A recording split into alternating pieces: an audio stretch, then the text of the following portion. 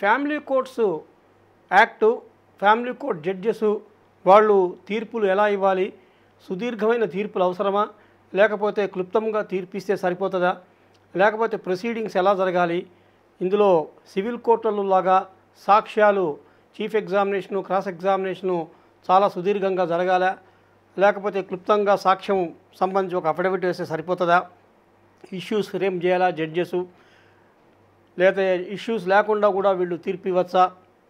అలాగే domestic violence కేసుకు వచ్చేటప్పటికి ఈ ఎవిడెన్స్ అఫిడవిట్లో గోల లేకుండా డైరెక్ట్గా పిటిషన్ వేసిన తర్వాత కౌంటర్ వేయకపోతే ఈ ఆర్గ్యుమెంట్లే ఫైనల్ కేసులో ఆర్గ్యుమెంట్లే డైరెక్ట్గా వినొచ్చా అనే అంశాలు తీస్తే, అటు డొమెస్టిక్ వైలెన్స్ అయితేనేమో మ్యాజిస్ట్రేట్సు, ఇటు ఫ్యామిలీ కోర్ట్స్ అయితేనేమో జడ్జెస్ వాళ్ళు ఎలా ప్రవర్తించాలి వీళ్ళ విషయంలో అంటే, ఫ్యామిలీ కోర్ట్స్ యొక్క స్థాపన యొక్క ముఖ్య లక్ష్యం ఈ ఫ్యామిలీ మధ్యన ఉన్నటువంటి డిస్ప్యూట్స్ని అతి త్వరగా తేల్చటమే. అతి త్వరగా అంటే కేసు వేసినప్పటి నుంచి 6 నెలల లోపల తేల్చాలి. ఈ రోజున 2002లో ఇచ్చినటువంటి తీర్పుని సవాల్ చేస్తూ ఒక మహిళ జ్యుడిషియల్ సపరేషన్ని సవాల్ చేస్తూ హైకోర్టులో ఫైల్ చేసింది. ఈ రోజుకి ఖచ్చితంగా 16 సంవత్సరాలు. ఇంతవరకు మళ్ళా హైకోర్టు ఆ తీర్పు మీద పునర్విచారణ చేయలేదు.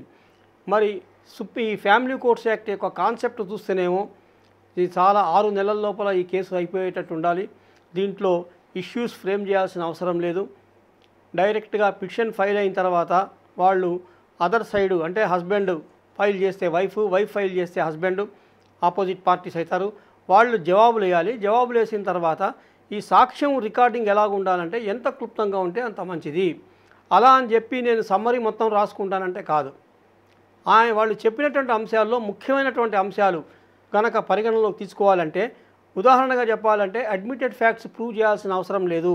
భార్యాభర్తల సంబంధాన్ని ఇద్దరు ఒప్పుకుంటున్నప్పుడు ఇంకా భార్యాభర్తల పెళ్ళి ఎప్పుడైంది, ఎక్కడైంది, వీడు ఇక్కడ పిల్లలు ఉన్నారు, పిల్లలు ఉన్న తర్వాత వీళ్ళ మధ్యన మ్యారేజ్ కన్సమ్మేట్ అయిందా లేదా దీన్ని సాలమ్నైజ్ చేశారా లేదా అనే అంశాలు అక్కడ అప్రస్తుతం. కాబట్టి సాధ్యమైనంత వరకు క్లుప్తము ఎందులో డిస్ప్యూట్ ఉంది, ఏ అంశంలో వీళ్ళిద్దరికి మధ్యన తీవ్రమైన వివాదం ఉంది చూసి ఆ వివాదానికి సంబంధించిన సాక్ష్యం మాత్రమే వీళ్ళు కనుక ఇన్సిస్ట్ చేస్తే జడ్జెస్ చాలా క్లుప్తంగా ఈ సాక్ష్యాల రికార్డింగ్ జరుగుతుంది.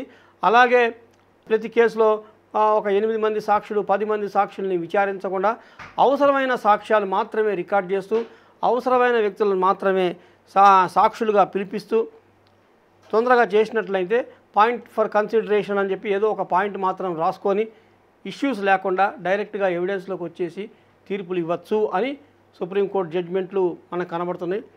ఈ డొమెస్టిక్ వైలెన్స్ కూడా అంతే. ఇందాక చెప్పినట్టుగా మనం కేసు ఫైల్ చేసిన తర్వాత రెస్పాండెంట్ కనుక ఎక్స్పార్టీ అయితే ఇంకా ఎవిడెన్స్ లేకుండా కూడా ఎంత సమ్మరీ అంటే అంత సమ్మరీ క్లుప్తంగా దీన్ని ముగించేసేయమని చెప్పి చట్టాలు చెప్తున్నాయి. ఇవన్నీ కూడా ఫ్యామిలీ కోర్ట్స్కి సంబంధించినవి. సమయం వృధా అయిన తర్వాత తిరిగి రాదు కాబట్టి ఈ భార్యాభర్తల మధ్యన ఏదైతే సమయం ఉంటుందో ఆ సమయం ఇప్పుడు వేస్ట్ చేసుకుంటే మళ్ళీ ఇప్పుడు 30 సంవత్సరాలప్పుడు కనుక దావా దాఖలు చేస్తే వాళ్ళు 10 ఏళ్ళు కోర్టులలో కాలయాపన చేసే 40 ఏళ్ల తర్వాత వీళ్ళకి ఇంకా ఉండేది ఏం లేదు.